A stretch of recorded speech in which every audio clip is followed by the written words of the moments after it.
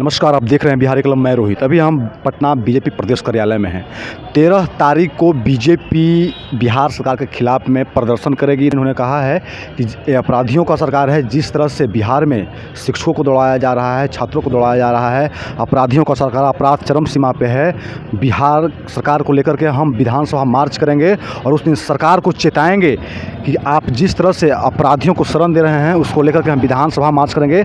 आप देख रहे हैं प्रदेश कार्यालय में हम सुनाएंगे आपको। 13 तारीख को आप लोग आंदोलन करने जा रहे हैं। आंदोलन की नीति क्या है और आंदोलन में क्या कुछ होने वाला है? देखिए, 13 तारीख को हम लोग जो है बिहार विधानसभा का घेराव करने जा रहे हैं। ये शिक्षकों के साथ जो दुर्व्यवहार हो रहा है पूरे बिहार में, और जिस तरह से उनके साथ धोखा हो रहा है, जिस तरह से बिहार में युवाओं के रोजगार देने के नाम पर उनको पीठ में चाकू घोंपने का जो सरकार काम कर रही है, तो ये हम लोग नहीं चलने देंगे। बिहार में हर तरह से जो इस तरह का जो माहौल बनाने का प्रयास हो रहा है। एक तरफ जो है, मैं कल नालंदा हो गया हूँ, नालंदा में मैं जियर गाँव में गया हूँ, तो वहाँ पर इस तरह से नृशंस घटना घटी है कि देख के जो है एकदम मन द्रवित हो जाता है।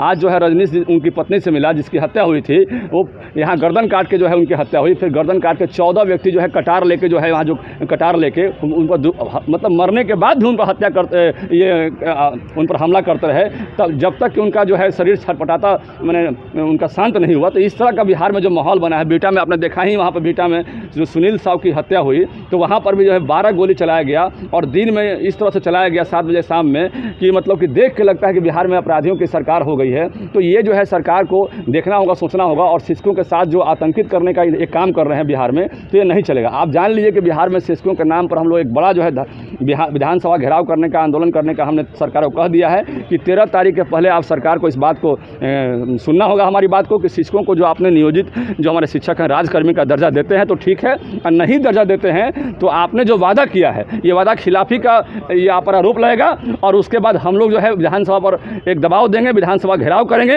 और आपको बताने का काम करेंगे कि जनता जो है हमारे साथ है इस मुद्दे पर, और आप जो है कर रहे हैं वो गलत है। आप बताइए, संस्कृत शिक्षक जो है हमारे 8-8 महीने से उनको वेतन नहीं दे रहे हैं, ये क्या मतलब है?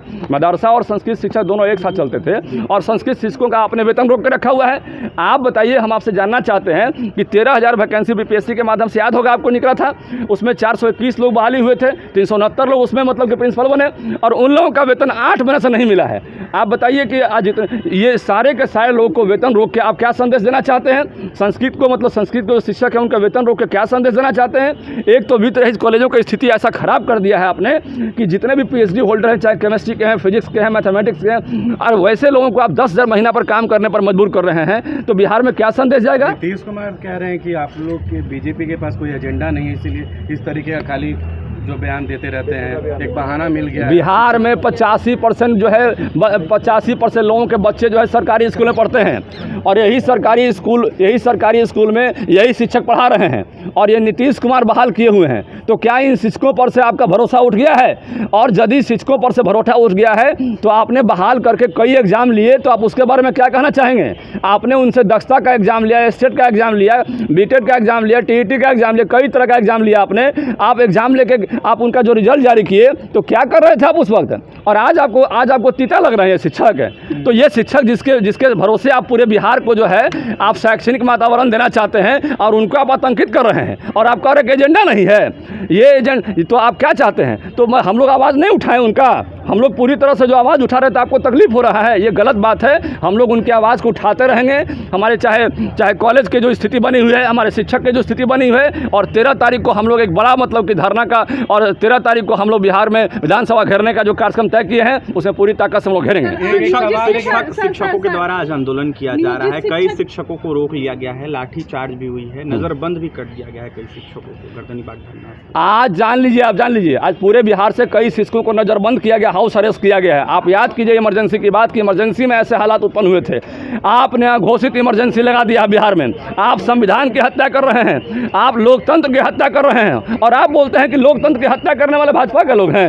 अब भाजपा के लोग जब आवाज़ उठा रहे तो शिक्षकों को अरेस्टिंग कर रहे हैं, क्या संदेश दे रहे हैं आप? विधायक भाई वीरेंद्र ने आज विधानसभा में कहा कि आंदोलन करने का उन लोग के पास अवसर है, सबको आंदोलन करता है लोकतंत्र में, और बीजेपी पर आरोप लगा रहे हैं कि अंग्रेजों की दलाली करते हैं, विधायक लोग को खरीदते हैं। आप एक बात बताइए कि तो क्या कि शिक्षकों की आवाज़ को, और जो लोग नृशंस हत्या हो रही है बेटा में, कि मनेर विधानसभा में पड़ता है जहाँ हमारा जो है, आप वहाँ पर आपके यहाँ हत्या हो रही है, भाई वीरेंद्र जी के यहाँ, उनके एरिया में और उस पर कोई कार्रवाई नहीं कर रहे हैं, उस पर बयान नहीं दे रहे हैं और अंग्रेजी बतिया रहे हैं, अंग्रेजी को दलाली कर रहे हैं। और जाके हम मांग कर रहे हैं कि आपके विधानसभा में हत्या हो रहा है, आप उसको रोक लगाइए। ये लगातार व्यवसायियों के आपके विधानसभा में हत्या हो रहा है, उसको रोक लगाने की हम मांग कर रहे हैं, तो अंग्रेजों को दलाली कर रहे हैं। अब जाके नालंदा में माननीय मुख्यमंत्री जी के यहाँ जो जीयर में घटना हुआ, हम जब उसकी आवाज़ उठा रहे तो हम अंग्रेजों की दलाली कर रहे हैं। इनके पास कोई एजेंडा नहीं है, ये भ्रष्टाचारियों का जो है ना एक जमात है, इस जमात को जो है ना जवाब देना होगा और जनता जवाब मांग रही है, जान लीजिए। नियोजित शिक्षक क्या आपके साथ आएंगे? देखिए, हम नियोजित शिक्षकों के साथ हैं, आएंगे नहीं आएंगे हम उस बात पर कोई चर्चा करना क्या नहीं चाहते हैं। हम इस मुद्दा को लेकर हमारी ये कोई मुद्दा नहीं है, आएंगे नहीं आएंगे। हमारी मांग है कि नियोजित शिक्षकों के साथ न्याय हो और उनके साथ जो अन्याय हो रहा है, उनके साथ जो आतंकवादी जैसा व्यवहार हो रहा है, वो आतंकवादी जैसा व्यवहार उनका नहीं हो।